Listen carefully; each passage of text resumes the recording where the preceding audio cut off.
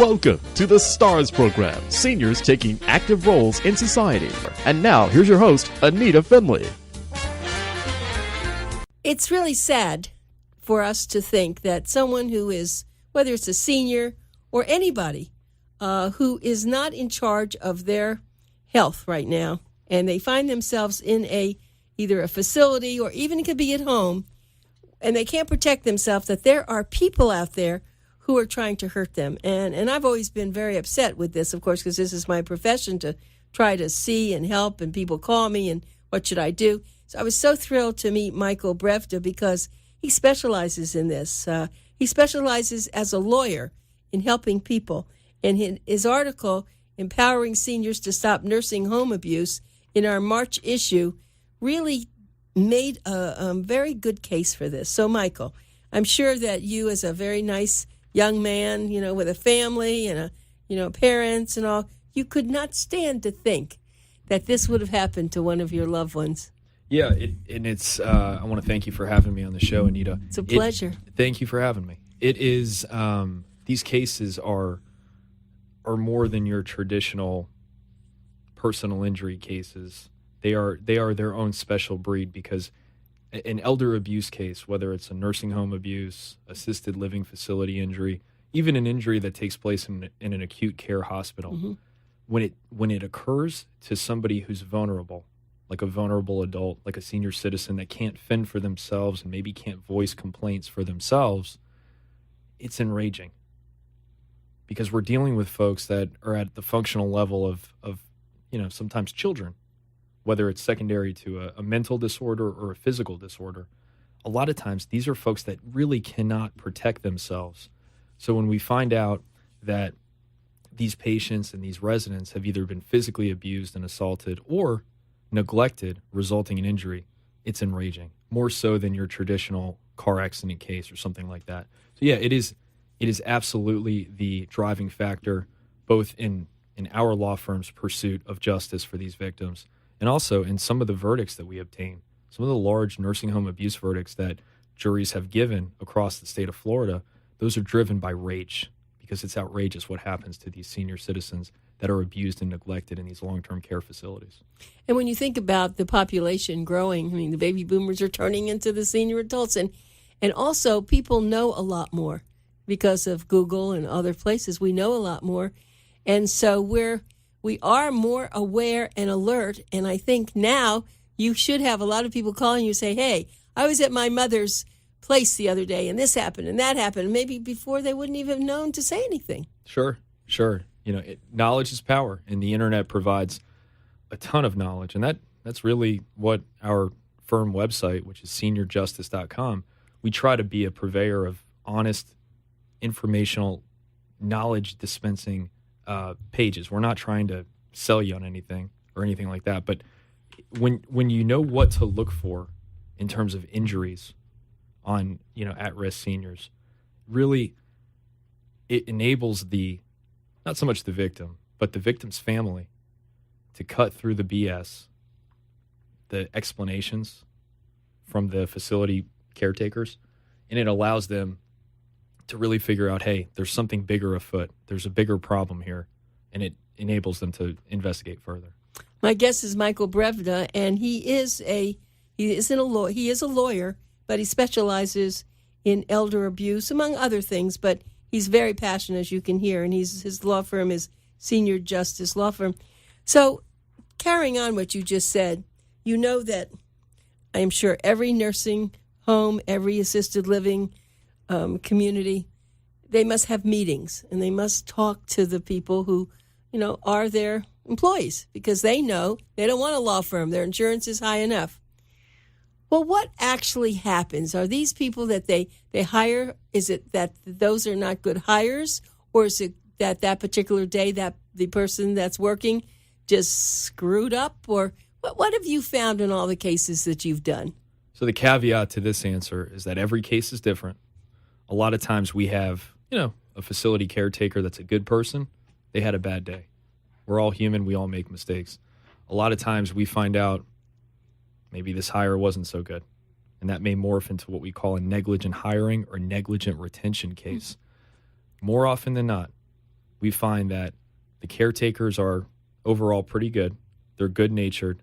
I mean, they have a tough job. When we think about what a typical day of a CNA in a nursing home is, that's a tough job. So more often than not, we find that the caretakers are good-natured. The problem stems from the corporate level of understaffing. So if there are 2 CNAs to take care of a floor of high acuity Alzheimer dementia patients that need a lot of care, a lot of attention, it doesn't matter how good-natured those 2 CNAs are. If there are not enough hands to provide the care that those very high acuity patients need, something bad's going to happen. So more often than not, when we dig deep into the root cause analysis of why these horrible injuries and wrongful death occurs inside these long-term care facilities, it's not because the people are bad. It's because there's just not enough people. Thank you. That's so perfect, because I had just happened that with my husband, and I know I was there all the time, but I could have used another 2 people. And it's funny, I don't know if I mentioned this when you were on the show last time. Here my husband's having he's having accidents in bed, let's say. Not real accidents, but, his bowels are leaking and all. And instead of rushing in to help and do that, they're delivering trays. And I said, you have to wait for the trays. My husband needs attention. No, we have to do the trays. And I said, can't they get school kids, not school kids, but, high school kids to deliver trays? Lay people. Right? Right. And no, they can't. So that's exactly what you were saying. That then if you look back, if there was something that really happened, wrongful death, you could then track it and say, well, we had people, but what were they doing, right? They weren't helping the patients. They were delivering food. Is that what you're talking about? Yeah. Analyzing the situation? Absolutely. And the problems usually stem from, because we're not typically bringing cases over, this person's food wasn't delivered on time, or this person may have had an accident in bed. Although those things are not acceptable, those don't necessarily rise to the level of injury that would warrant a civil lawsuit. We're dealing with, a patient that's confused, that repeatedly is trying to get out of bed, no interventions are taken, and then, of course, we know what's going to happen. That patient's going to suffer a very serious fall. Maybe they break their hip, maybe they have a brain bleed, and then, unfortunately, they pass away, because these are death sentences to these vulnerable patients. A case like that, we go back, we look at the staffing on the floor at the time. We speak with the current employees through deposition. We're able to find the former employees, the folks that left that place. That is usually where we find out how the place is really run. It's ironic that there's this code of silence amongst the people who currently are employed from the facility, but the folks that left the facility, they're very happy to speak with you, and they usually tell you there's just not enough people there. We reported our concerns to management. We told the DON, the administrator. It falls on deaf ears because, and I think we talked about this last time, and I don't want to repeat myself, but it is the take-home point of all of these cases, is that they don't understaff because it's a fun thing to do. If you look at the balance sheet of every single facility across America, the number one cost expense, bar none, head and shoulders, is labor. Of course. Labor. So in order to maximize profits, they can spend a fortune on a gorgeous lobby. They can have a beautiful chandelier. They can have marble bathrooms. When you walk in, you think, holy cow, this is beautiful. But if they don't have enough hands on deck, it's going to result in a disaster. So that has unfortunately been the business model of these big nursing homes and ALF corporations. Now, I've always said this is not bricks and mortar you want to look at. You want to look at the ratio of staff to residents or to patients. Absolutely. And people just don't get it. And of course, they are convinced that they have a lot of people there. And even if you are there as an advocate, and if you're there, if you bring in people, a lot of times you'll bring in people. And that's my next question. Let's say you do bring in your own CNA. And could that be dangerous in the sense of something didn't happen and it was a CNA you brought in and it wasn't ours? I mean, I don't know. It just, in my brain, I'm thinking everybody needs an excuse for something. You nailed it on the head. I never want to, I don't want to advocate for families to avoid hiring a private duty aide, a home health care agent, whatever you want to call it. However, I will say, in our experience, and granted, we're only looking at cases where something bad happened, so this may not be indicative of the bigger picture, but in our experience, when the family was proactive, when they went out and hired a private duty aide or a home health care aide, it seemed like that overworked facility nurse that we mentioned in the other example says, and I'm using my hands, nobody on the radio can see it, but they're washing their hands of the patient saying, you know what? They're watched. I don't need to worry about them. So one less instead thing of on my having two checklist. people now, they have just the one again, right? And in our experience, the tragedy happens when you do it part-time. Because if you pay, a lot of times the facility will say, hey, mom is, she's deteriorating. Her status is, getting worse. Her confusion's increasing. Her ability to walk is decreasing, whatever's going on. We think she's okay at night, but she may need somebody there during the day. So you do what they say and you go out and hire an aide during the day.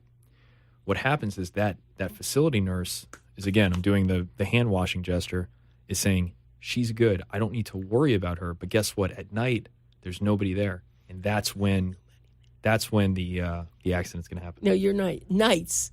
I think they shorten the staff at night, don't they? They in certain facilities they do. And they shouldn't, just because they're not up and walking, they still need things. Yeah, absolutely. And that's what they do. I know. But when do kids visit? Kids don't visit at 3 a.m. That's right. So we don't need to keep appearances up at 3 a.m. At 3 a.m, we could have the skeleton staff because nobody's going there that makes any decisions. And I know that, and I don't know if I'm allowed to say this, that I know you just found out that you're going to have a child, but a lot of young families now have TVs in all the rooms for the kids and whatever. I even know some do it for their dogs. But the point is that if you had that maybe in every facility, that you could see your loved one in the bed at all times, maybe that would help. That is a very, very. Is that going to be up and coming? It's actually it's here. It's arrived. It's bubbled up. There's an ongoing legal issue, and thank you for the shout out to my wife and I. Ashley are very excited for the little Bambino to join us in July. But yeah, no, that's a very topical legal issue right now with privacy rights of the nursing home and the caretakers versus the desire of kids, especially kids that are out of state, to be able to supervise mom or dad with a nanny cam or some kind of video camera that you talked about. So the law in Florida, at least, is that the child, so long as they have the consent from the parent or the power of attorney to make decisions for the parent, they have an absolute right to look after their parent on camera. The sticky issue is, what about the folks that are coming in to care for mom and dad? They didn't give consent to be video recorded. So that's kind of where the tug of war happens. I have had families that have been very open with the facility saying, if I put mom in here, I'd like to have a camera here. Is that an issue? So long as you deal with it at the outset and they agree to it, you won't have any problems. So if they make that employee sign, if you work here, this is going to happen, right? And then they'll have it taken care of. Sure. I think you could even deal with it in a simpler way. I think, when you're going around and looking for places, whether they're ALFs or ILFs or skilled nursing facilities, I think you have that conversation on the front end. And when you're meeting with the marketing person who's itching for you to ink that piece of paper, putting your loved one in the facility, I think you say, look, we've got so-and-so that lives in California or Long Island. We want to make sure that they can see mom and make sure that she's doing what she needs to be doing. Any problem with me putting a nanny cam in here, just in her room, not looking at other residents, not looking at the dining hall, just in her private room. If they don't have an issue with it, you incorporate that in the contract, then there's no legal issue down the road. That's perfect. My guests you're listening to, very smart and touching on all the subjects that we need to know. We're called advocates. So his article in Empowering Seniors to Stop Nursing Home Abuse, Empowering Seniors to Stop Nursing Home Abuse or any other abuse. Seniors do need help. As Michael was saying, they could be that they have some dementia or they just could be frail and not know what's going on. And so it's very important. So this is Michael Brevda, and he is a lawyer with Senior Justice Law Firm. And let me give you a phone number. Remember, this is Pencil Talk Radio. Get your pencils out because maybe you'll hear of something that's just so horrible you have to really call someone to help you. That's 561-717-9730. 0817.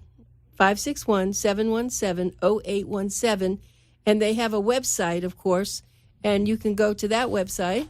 And that is, and I will have that, won't I? Seniorjustice.com. Perfect. Seniorjustice.com. Now, you have the seniorjustice.com, but I know if someone else isn't a senior, they can certainly be helped by you, right? Because you have a firm that handles these things. You named it seniorjustice.com because you deal mostly with seniors in nursing home. Sure. Absolutely. We also handle we do the gamut of personal injury. Right. We'll do car accidents or slip and fall cases, but our niche is really the elder abuse, the nursing home abuse, and medical malpractice dealing with seniors. Something in your article, which just tickled me, in your article in the March issue was bribe them with sugar. That is, I think that's hysterical. And tell them what you mean by that. Sure. And just a bit of context so everyone knows what we're talking about. I'm not suggesting we bribe any of our government officials with any kind of candy or anything like that. This is tips that that we've come across over the years as to how to ensure that, going back to the scenario that we keep going back to, that overworked facility nurse is not going to wash her hands of your loved one, that she's actually going to go into their room, change them, reposition them, make sure they don't need a glass of water, whatever care they need. So something that a lot of folks don't think about, but it is a very real thing. These are hardworking CNAs. They put in lots of hours and they get tired. It's a very physically demanding job. They're on their feet all day. They're moving heavy residents. It is a very labor intensive job. So something that, like all human beings, we're driven by a undying desire to go get sugar and candy and all those tasty things.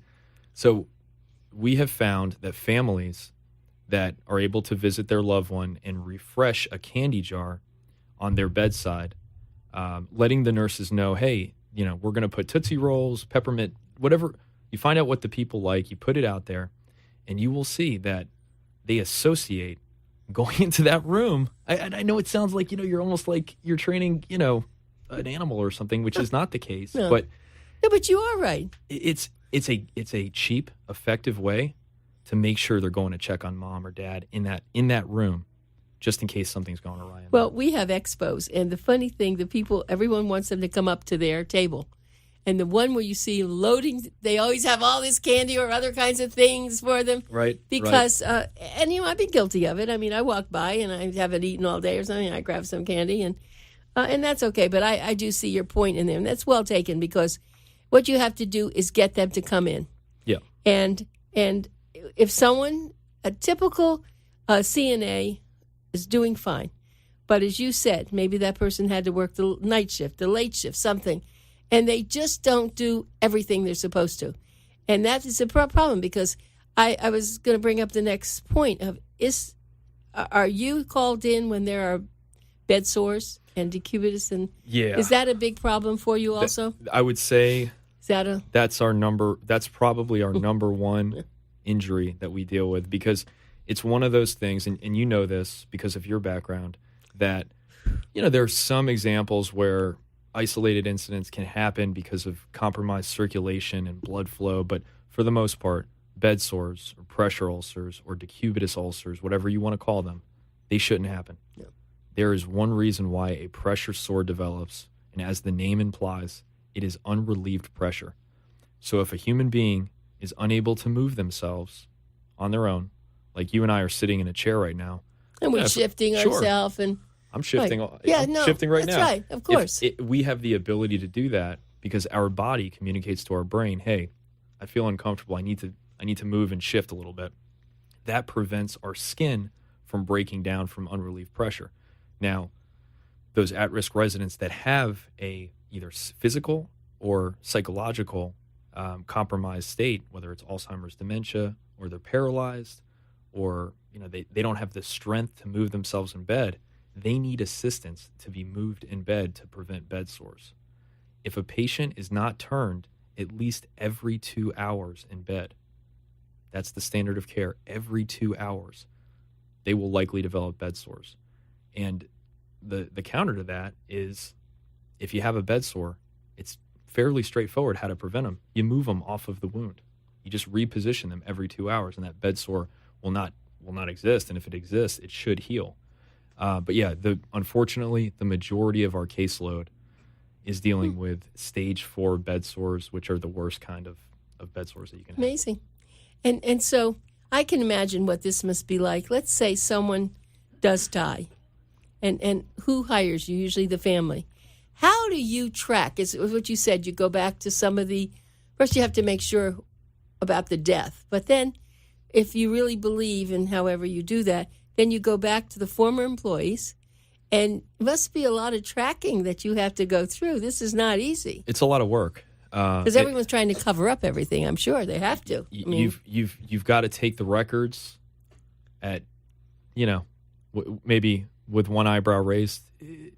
It's the fox guarding the henhouse kind of analogy, where you've got the nursing home who's potentially on the hook for the wrongful death that's creating its own records. So you've got to dig deeper than that. And yeah, it is a lot of work. It's a lot of investigation. But yeah, what we would do is we'd get the records. We would look if an autopsy was done or if the medical examiner was involved, find out what the cause of death was listed on the death certificate, because a lot of time that's an outside provider that's unaffiliated with the facility, the potentially at-fault facility. The reason that's significant is because the facility that may be on the hook, they can do whatever they want to do in their own records, but if we get a death certificate and it says cause of death, fall resulting in fracture or decubitus ulcer bed sore, we know that a neutral healthcare provider thought this death was caused by a possibly preventable injury. And then, yeah, we speak with the folks involved, current and former employees. We hire experts. We speak with geriatric doctors. We speak with nurses. I mean, we have a whole team. It's really a constellation of people involved on each and every case to make sure that no stone is left unturned, and really the family, whether it's a meritorious case or whether it's a case that we have to pass on, at the end of it, the family has answers. They find out exactly what we uncovered as to what happened with their loved one. It's I'm sure when you're working on one of these, you have a lot of intense moments of what you should do, because when you go in there, they don't want to see you, but you have to figure it out. But let's go to something a little bit lighter than that. So if you're now talking with do family members ever come to you and actually hire you to help them figure out what they should be doing with their older adult, and I mean in the nursing home, and which one and what they should look out for? You go to a geriatric care manager, send them to something else, don't you? That's not your business. That's not our business. It's called prevention. Right, and I'd love for them to do that, but no. Unfortunately, we only get involved if there is a wrongful death or a serious injury. And the reason that we can only get involved after the fact, I don't want folks to think, oh gosh, he's only interested in the injury stuff. The only reason why that's when we get involved is because we don't charge anything. We're not paid by the hour. We only get paid if a recovery is made in the wrongful death or injury case. That's a very good point. So if a family calls and says, hey, I need help finding a nursing home, I would respectfully steer them to a geriatric care manager, only because there'd be no way for anyone to get compensated out of it. And the only way that our firm gets paid, we don't get paid by the hour. We only get paid if we make a recovery for the family. So it's only contingent. So unfortunately, if you're calling me, it's for, a serious injury or wrongful death. So you must have some very important questions to ask first. It's almost like getting married. You have to first know what the questions are to see if it's going to work. Because if you're going to take a case, you have to be at least more than 50% sure you're going to be able to win this. Right. We bankroll the whole case too. So we never ask for any money from the family. And obviously based on the steps that I laid out in the prior answer, there's a lot of work. There's a lot of experts. There's a lot of records to be reviewed. That's all money that needs to be spent. We're happy to spend that money investigating a case. And we only get paid. We only get that money paid back if we make a recovery. So yeah, we do have to be selective with which cases we take. So a lot of it is screening the cases, like you said, asking the right questions. Now, this is probably more weird. I'll bet there are people, though, who are in the business of finding lawyers to sue places, like they are with their, like people who, you think about it. And so do you check on the people first and if there have been any cases that they've had, because, I could see someone saying, gee, I could make money. This is a little strange, but I'm thinking about people. I hear things in meetings and all. They say, well, I did this and I did that. And I'm thinking, well, is it really true? Is this person just trying to get people? You ever heard of that? Yeah, of course. And, let's just say that we pass on a lot of cases. Not because there's any character issues with the client necessarily, but yeah, if we get every case that I sign up, as I'm leaving the sign up, I'm thinking of my opening statement in front of the jury every time. Even though the vast majority of our cases settle, I'm a trial lawyer, so every case that I take on, it's a major business investment for me and the law firm. So I want to make sure that I feel comfortable that a jury of 6 people would agree that this person was wronged. So if I'm getting the heebie-jeebies and I'm feeling like, gosh, there are issues here, I wouldn't feel comfortable putting that before a jury, so I'd probably pass on the case. It's great. I find every time you're on the show, I get so many questions answered that I never could ask anyone else. You're so good. I hope I never have to use you. Right, but I know who I would go to if I did. You've been listening to Michael Brevda, and he is a lawyer with Senior Justice Law Firm, and the phone number to call there is 561-717-0817.